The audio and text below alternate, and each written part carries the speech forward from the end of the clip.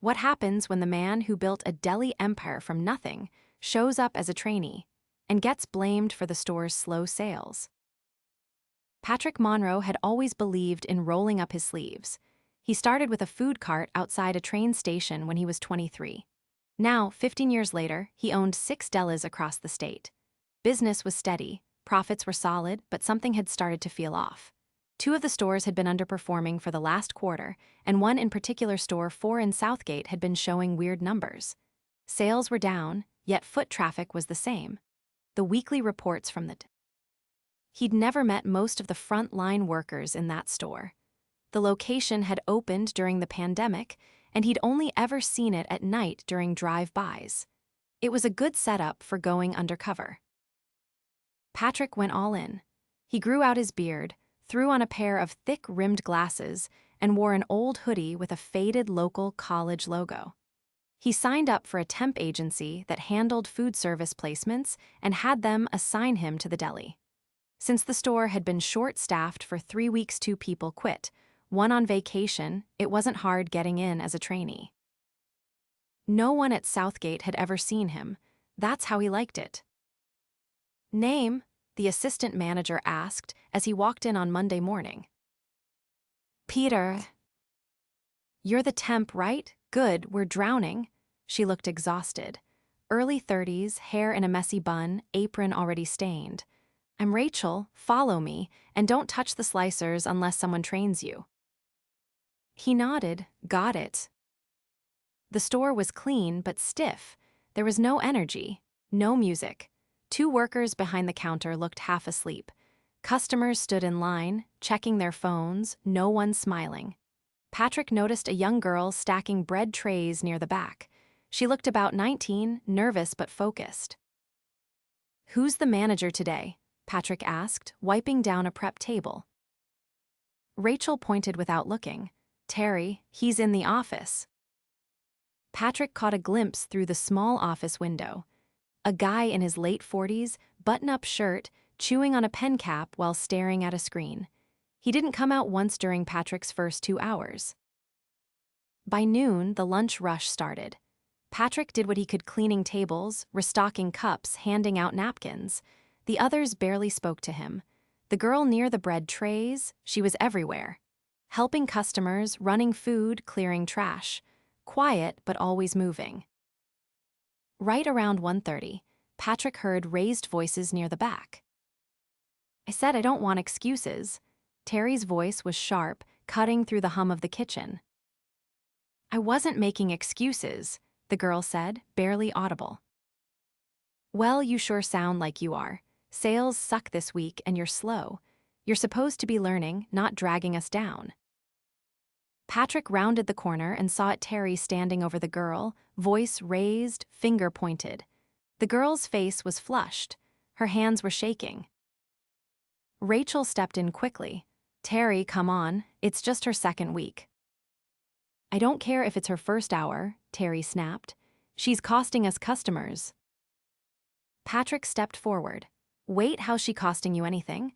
She's been doing 3 jobs since I showed up." Terry looked him up and down. "You're the temp, right? Stay in your lane." Patrick felt something tighten in his chest. He kept his voice even. "She's an intern, right? Working for class credit." "Yeah, and she's still not pulling her weight." The girl kept her eyes on the floor. "What's your name?" Patrick asked her quietly. "Reina," she said, barely above a whisper. Patrick nodded. "You're doing fine, Reina." Terry scoffed. "She's not, and neither are you if you're going to start running your mouth." Patrick held his stare. Noted. The rest of the day dragged. Patrick kept working, but his focus had narrowed. He watched how Terry barked orders from the office, how Rachel tried to hold things together, how Reina kept showing up every time someone dropped the ball. He also saw the way customers were rushed out, how no one greeted anyone, how the food was slapped onto trays like it was a chore. At the end of the shift, Patrick clocked out and walked outside with Reina. She looked surprised. "You okay?" he asked. She nodded slowly. "Yeah, I'm just trying to get through the internship. It's for a program at my community college. I need the credit to pass. You ever think about quitting? He asked. She looked at him. Every day. Patrick stood there for a second. The sky was turning orange. He thought about the first cart he ever ran, how he used to remember every customer's name, how he cared about every sandwich. Don't quit, he said. Not yet. He turned to walk away. Tomorrow, he'd come back. And this time, he was going to dig deeper. By the next morning, Patrick had already decided he wasn't going to just observe anymore. He was still undercover, but the line between watching and intervening had started to blur. He arrived 10 minutes early, stood outside the Southgate Deli, and watched as Reina unlocked the side door with shaking hands. She didn't see him until she turned around. You're early, she said, startled but trying to play it off. So are you, he replied. She hesitated. I usually open. Terry says interns should learn how to do everything. Patrick stepped inside with her, the hallway lights flickering overhead. Does he ever open himself? She didn't answer right away. He says he has reports to finish. The prep station was cold, and the fridge fan rattled like it hadn't been serviced in years. Patrick threw on his apron, tied it up tight, and headed to the back room for supplies. Rachel arrived next, arms full of boxes, dark circles under her eyes. Truck was late again, she muttered, setting the boxes down harder than she meant to. Driver said he was rerouted, second time this month. Patrick opened one of the boxes, lettuce heads half wilted. You want me to start sorting? That'd help, she said, grateful but distracted. I've got to run inventory before we open. Terry wants it logged by 8. Is he in? Not yet, she rubbed her temples. He usually rolls in around 9, if we're lucky. By the time the first customer walked in, the store was already lagging. Only 4 people were working: Patrick, Rachel, Reina, and a cashier named Jordan who barely made eye contact with anyone. The line grew fast. Patrick moved from cleaning trays to helping slice meat under Rachel's supervision.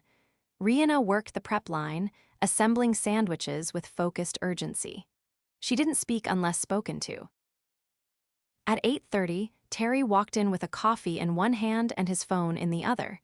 He didn't say a word to anyone, just went straight to the office, door closing behind him. Patrick was slicing turkey when he heard Rachel's voice from the register. No, sir, that's not how our combo pricing works. A heavy-set man in a dress shirt was leaning over the counter, wagging his receipt. I come here every week. It was cheaper last time. Don't tell me I don't know how to read. I'm just explaining the system changed 2 weeks ago. The new pricing is. I don't care about the change. You people always pull this. Reina stepped closer, lips parted like she was about to say something. Rachel held up a hand slightly without looking. Patrick set the slicer to pause and walked over. Everything okay here? The man turned to him. Who are you? New hire, just offering to help. I want a refund, or I'm calling corporate. Patrick looked him dead in the eye. You're welcome to do that, but the prices are clearly marked. No one here is trying to cheat you. The man stared for a second, then huffed and walked out, receipt crumpled in his fist. Rachel sighed, thanks. Patrick glanced at Reina. You all right? She gave a short nod. He comes in a lot, always like that. Does Terry ever step in? Rachel gave a hollow laugh. Terry doesn't deal with customers, says it's not his lane. Patrick wiped his hands on a towel and headed to the back. He knocked once on the office door before stepping in. Terry looked up annoyed. What? Had a customer threatening staff out front. Just thought you'd want to know. Terry leaned back in his chair. Handled now, isn't it? Patrick kept his tone flat. It was handled by Rachel. That's her job. You're the manager. Terry raised an eyebrow. That's right, so let me manage, you're the temp, go clean something. Patrick held his stare for a beat, then turned and left. By noon, the store was swamped again. Patrick moved between tasks, helping with prep, running orders, wiping down tables. Every few minutes, he caught Reina stepping in quietly wherever something was falling behind. She didn't ask permission. She just saw what needed doing and did it. At one point, she was restocking the drinks cooler when a kid, maybe 5 years old, dropped his milk all over the floor. His mom looked mortified. Reina crouched down, smiling gently, and started cleaning it up without a word. The mom thanked her. Reina just nodded and kept moving. Patrick turned back to the counter and saw Terry watching from the office. He wasn't moving. At 2, the store finally slowed. Rachel leaned on the counter, wiping sweat from her neck. You guys doing okay? Patrick asked. I need 5 minutes, she said, just to sit. Patrick nodded. Go, I've got the line. She disappeared into the back. Reina was restocking lids in the corner. Patrick walked over. You've got a lot of patience. She tried to laugh. It's good practice for nursing. You want to be a nurse. Yes, first year in the program. That's why you're doing the internship. Part of the curriculum, community health and food safety credits. Patrick nodded. You ever tell Terry that? He didn't ask. Rachel returned, looking a little better. Jordan had left for his break, so it was just the 3 of them again. Reina moved to help a woman with 2 kids who couldn't decide on a sandwich. Patrick watched as she knelt slightly to talk to them at eye level, explaining the options with a softness he hadn't seen in this store all day. Then Terry walked out of the office, holding a clipboard. Reina. She turned. You're not on register today, don't freelance. We've got a system. Reina stood up straight. I was just helping, the line was long. I'm not interested in excuses. You're not paid, you're here to learn. So learn by following the shift roles. Patrick stepped forward. She's doing more than most people here. Terry looked at him. You want to be next on the list. Patrick smiled slightly. You keep threatening people like that. Terry's eyes narrowed. I don't have time for this. He turned sharply and walked back to the office. Patrick followed. Inside, Patrick shut the door behind him. You're done, he said calmly. Terry looked confused. What? I said you're done, clean out your things. You're joking, you're a temp. Patrick reached into his back pocket and pulled out his ID. The name across the top was unmistakable. Patrick Monroe, owner, founder, CEO. Terry's face drained. Wait, what? I've been watching. You've been sitting back while a 19-year-old intern runs your store better than you. You yell, you blame, and you don't do your job. I didn't know. Patrick stepped closer. That's the problem. You don't know because you don't look, you don't listen, and you sure as hell don't lead. Terry raised his hands. Listen, we're short-staffed. I've been under pressure. So is everyone else, but they show up. Terry opened his mouth again, but Patrick cut him off. You're finished here. I'll have someone collect your keys within the hour. You can speak to HR next week. He left the office without waiting for a response. Back in the kitchen, Rachel looked up as he walked out. Reina stood still, halfway through cleaning a table. Patrick clapped his hands once, loud enough to stop everything. My name is Patrick Monroe. I started this company 15 years ago. I've been working here under the radar this week, trying to understand what's been going wrong. Silence. I just relieved Terry of his position, effective immediately. Rachel's hand went to her mouth. Reina blinked. I saw how hard you've all been working, and I saw who hasn't. I'm not here to punish anyone who's doing their best, but I won't tolerate neglect or disrespect. He looked at Reina, then Rachel. Starting today, I'm stepping in directly until we restructure this location. No one's getting left behind. He paused. Reina, you're not just some intern. You've been holding this place together. As of now, you're on paid training. We'll make sure your hours count toward your program, and we'll get you a mentor who actually cares. She didn't say anything, just nodded, eyes wide. Patrick turned to Rachel. You've been the real manager here. I'm promoting you. Full title. Full pay. You're running Southgate now. Rachel looked like she might cry.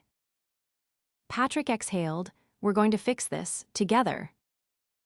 The next morning, Patrick arrived early again, this time without the hoodie or fake backstory.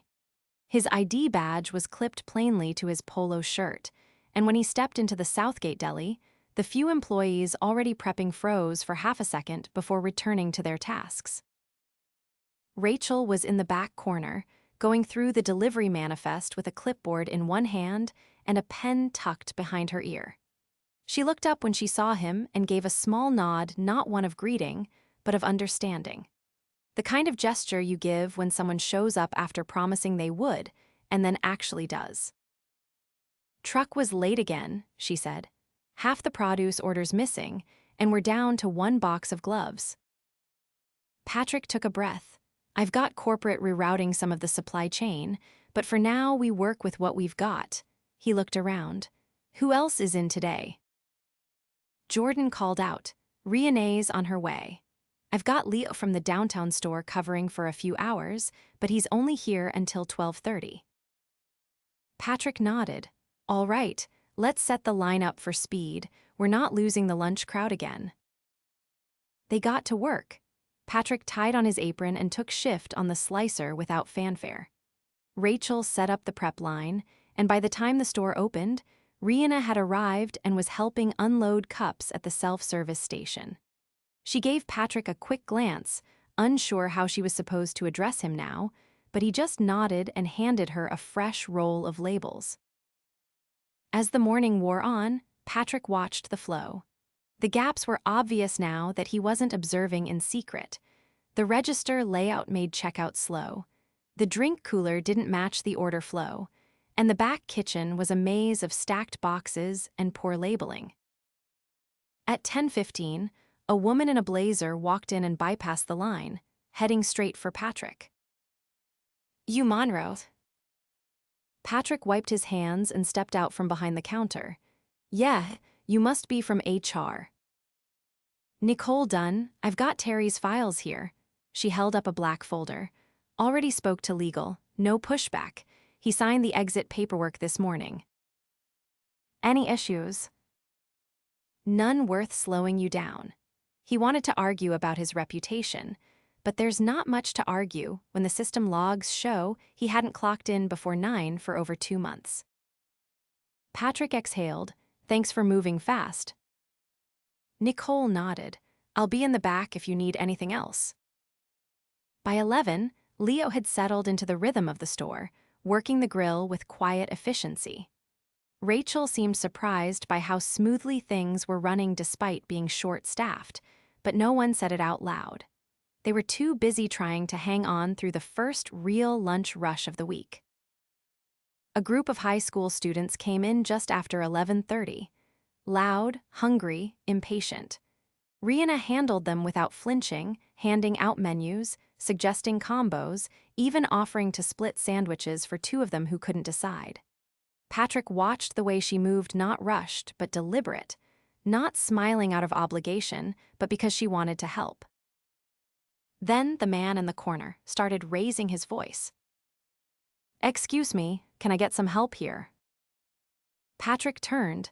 A tall man in a tailored coat was standing by the coffee station, tapping his foot rapidly. Reina stepped toward him. I can help. He cut her off. I've been standing here for 5 minutes and no one's refilled the creamers. You people expect customers to just wait around. Reina walked over. I'll take care of it right now. Don't you have anyone who's not in training to do it? The man snapped. Rachel looked up from the register. Leo froze at the grill. Patrick stepped around the counter and approached calmly. Sir, I'm the owner. I'd appreciate it if you spoke with a little more respect. The man turned. I don't care who you are. Come here every week and every time it's something. Last time there were crumbs on the seat. This time it's warm milk. Next time what, no napkins? Patrick folded his arms.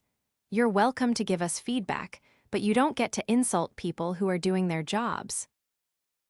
The man scoffed. She looks like she barely knows what she's doing. Patrick didn't raise his voice. She's here for academic credit, and she's working harder than anyone else in this building. If that's a problem for you, there's a drive-through a block away. The man muttered under his breath and walked out, shaking his head. Reina didn't move until the door shut behind him. You okay? Patrick asked. I'm fine. She crouched to grab the creamers. Rachel walked over. You didn't deserve that. Reina gave a small shrug. He's just one of those guys. Patrick turned to Rachel. We need a zero-tolerance policy posted. Starting tomorrow, no verbal abuse, no exceptions. Rachel nodded. I'll draft it. By noon, Leo had to leave for his shift back downtown. That left them down one person again, right as the line started crawling into double digits. Patrick jumped to the register while Rachel coordinated the kitchen. Reina shifted between the line and the dining area, clearing trays and checking on customers. At 12:25, a mother with 2 kids stepped up to the counter. The younger one looked restless, bouncing on his heels. Can we get the chicken club with no mayo? She asked, scanning the menu, and a kid's box with apple slices. Patrick rang it up. Anything to drink? Just water. The boy tugged on her sleeve. I don't want apples. Patrick leaned down slightly. We can swap those for carrots if you want. The boy nodded. The mother smiled. Thanks, most places don't bother asking. As they walked away, Rachel leaned over. That felt different. It's supposed to, Patrick said. That's what we built this on. The rush didn't break until nearly 2. Patrick stepped outside to call the downtown store and see if they had an extra set of gloves, and a backup slicer blade Southgate's was running dull. When he came back in, Reina was sitting on a milk crate in the prep area, sipping water. Rachel stood nearby, arms crossed. She hasn't taken a break in 3 days, Rachel said. Told her she's taking one today, even if it's just 10 minutes. Patrick grabbed a fresh towel and nodded. She's earned it. Reina looked up. I didn't mean to sit, I just needed to. Patrick raised a hand. You don't have to explain. Reina hesitated. You ever feel like, if you stop moving, people notice you in the wrong way? Patrick sat down on the crate across from her. I used to. When I started this company, I thought hustle was the only thing that mattered. But if you can't stop and breathe, you lose the part of yourself that cares. Reina looked away, chewing her lip. Patrick leaned forward. You've been doing more than anyone asked. But from now on, if anyone makes you feel like you're invisible or a problem, I want to know about it. Immediately. Rachel added, same goes for anyone else. We're not going back to how things were. Reina gave a small nod. Patrick stood. All right, break's over in 5, then we'll finish the day.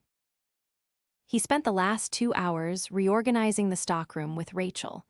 They found 3 expired boxes of croutons and an entire stack of unlogged paper goods behind a broken chair. Rachel shook her head. No wonder inventory's been a mess. It's getting fixed, starting now. At 4, he gathered the team, just the 3 of them on the line. I'm staying on site the rest of the week. After that, we'll bring in a new district trainer to work directly with Rachel. This isn't a one-time fix, it's a rebuild. He looked at both of them. Tomorrow, we start changing how this place feels not just for customers, but for you. Reina glanced at Rachel, then back to Patrick. Her voice was quiet. You really think it can be different? Patrick didn't hesitate. I know it can. By Friday morning, the Southgate Deli felt different but not dramatically so. The change was cautious, like the first breeze before a storm clears. It wasn't fixed, not even close, but it was moving. Patrick arrived just after 6:30, coffee in hand, sleeves rolled up. He hadn't slept much. After stepping in as interim manager, he'd stayed up late reviewing footage from the past month. Not to catch anyone doing something wrong, he'd already done that, but to understand how the place had slowly fallen apart without anyone noticing. Little things, ignored restocks, missed cleanings, customers left waiting. It hadn't happened all at once. It had crumbled gradually as standards slipped and... When he stepped through the back entrance, Rachel was already prepping cold stations. No clipboard, no headset, just headphones in and knife in hand. She took one out when she saw him. Morning. You beat the truck. Barely. Produce came 15 minutes ago. Bread still en route, might have to shuffle some items. Patrick set his coffee down on the dry rack. We'll adjust. You seen Reina? Not yet. He nodded. Let me know the second she arrives. They worked in near silence for the next 20 minutes. When Reina came through the side entrance, she looked exhausted. Her apron was still damp from the previous night, she'd washed it at home, and her hands were red from the cold. As she reached for the sanitizer pump, Patrick stepped over. I need you off the floor until noon. She blinked. Why did I mess up? No, he said. Classroom time, go upstairs. We've got an HR trainer coming in. I want you to start the food safety certification. She hesitated. I thought that was only for full hires. Patrick shook his head. Not anymore. You're part of the team, and I want you trained properly on our dime. She adjusted the strap on her satchel. What if the store falls behind? Patrick looked over his shoulder. Then it falls behind. You've carried enough of that weight already. Upstairs, a temporary training room had been set up, just a few folding tables, a projector, and a woman from HR named Linda who walked Reina through the first online module. Patrick didn't hover. He checked in once to make sure she had what she needed, then returned to the floor. At 8:40, a man in khakis and a logo jacket walked through the front doors, clipboard under one arm. His name tag read, Victor Regional Ops. Patrick met him near the coffee station. You the one who flagged Southgate's numbers last month? Patrick asked. Victor nodded. I didn't realize you'd be here. I've been here all week. Victor tapped the clipboard. I brought the quarterly vendor breakdowns. There's a pattern with waste and supply mismatch. Looks like someone was padding orders. Before Terry left. Every week since March. Patrick scanned the numbers. That explains the inventory gaps. Victor lowered his voice. There's more. Some vendors were giving Terry kickbacks. Small stuff, gift cards, tickets, but enough to raise flags. Patrick didn't answer immediately. His jaw tightened, but he kept his tone level. I want a full audit of every store under his supervision. Pull his communication logs. If there's more, I don't want to find out later. Victor nodded once and left without another word. By mid-morning, Rachel was fielding a line of delivery drivers. One of the new hires from downtown Jasmine had been sent over for a shift, and she was already reorganizing the drink cooler. She moved quickly, but with purpose, double-checking every expiration date as she worked. Patrick stepped behind the prep line to assist. He didn't make a speech. He just worked. When a customer asked for a custom wrap, he made it. When a tray fell near the condiment stand, he cleaned it. Rachel watched him, occasionally glancing sideways like she still couldn't believe he was actually doing the job. At 11:15, Reina came back downstairs. carrying a stack of printed materials. "I finished Module 2, she said, holding it out. Patrick took the papers. "You'll finish the rest next week. We'll schedule it around shifts."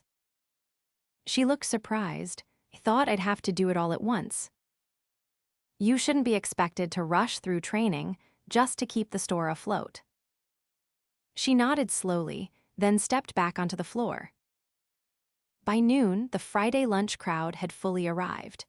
Patrick had called in an extra cashier from another location, and the line ran smoother than earlier in the week. Customers didn't linger as long. Most were office workers grabbing food on break, but Patrick noticed something else. They were starting to say thank you again. Not all of them, but enough to notice. At 12:30, a man in a suit stood at the pickup counter, tapping his silver watch. "I ordered 15 minutes ago." Rachel pulled the receipt and checked the order. "It's still being assembled. We're running a little behind." "That's not acceptable. You people should have more staff on Fridays." Patrick stepped in. "We're operating at full capacity today." "Then your capacity isn't good enough." Patrick didn't raise his voice. "You're welcome to a refund." The man hesitated, then shook his head. "Forget it." As he left, Reina handed the completed order to the next guest in line. She didn't say anything, but her shoulders sagged slightly. After the rush, Patrick called a quick staff huddle near the break area. No big announcements, just logistics. "Starting next week, we're adjusting the schedule. No more interns running full shifts. If you're here for credit, you get structured time. Paid if you're doing work, credited if it's observation." Rachel glanced at Reina, then nodded. "That'll help." "We're also launching a weekly check-in. You find something wrong, equipment, behavior, anything, you report it directly. Anonymous if needed. I'll read every one of them." A few heads nodded. Jasmine leaned against the counter, arms crossed. "Can I say something?" she asked. Patrick gestured for her to go ahead. "I've worked in 5 of our stores. This place? It's not broken, it's just tired. People want to care, but they need to be shown how again." Patrick let that settle, then he turned to Reina. "You said earlier, this week you thought about quitting every day." She looked down, then up again. "Yes." "Still feel that way?" She hesitated. "Not today." That was enough. By 4, the store had quieted. Patrick sat in the back office, Terry's old desk now cleared of every trace of him, and pulled up the long, neglected feedback file.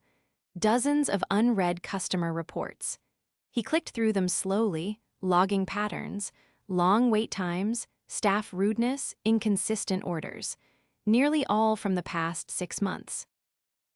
He flagged each one for follow-up and pulled up a clean document. He began drafting a new store policy, clear standards, real consequences, and a shift in what this place would stand for. At 5:30, he stepped out one last time. Reina was wiping down the side tables. Rachel was counting the last drawer. Patrick walked over to them. "Starting Monday, I'm stepping back out. I've got other stores to see." Rachel straightened up. "You sure this one's ready?" "No," he said, "but you are." He turned to Reina. "Once you finish your certification, you've got a job waiting. Not just here, anywhere in the company if you want it." She looked stunned, "Even though I'm just..." "You're not just anything," he said. "You're someone who showed up when others didn't." She didn't know what to say. Patrick looked around the store, still imperfect, still in recovery, but no longer ignored. He walked toward the door, paused, and turned back. "No one here gets forgotten again, not on my watch." Then he was gone,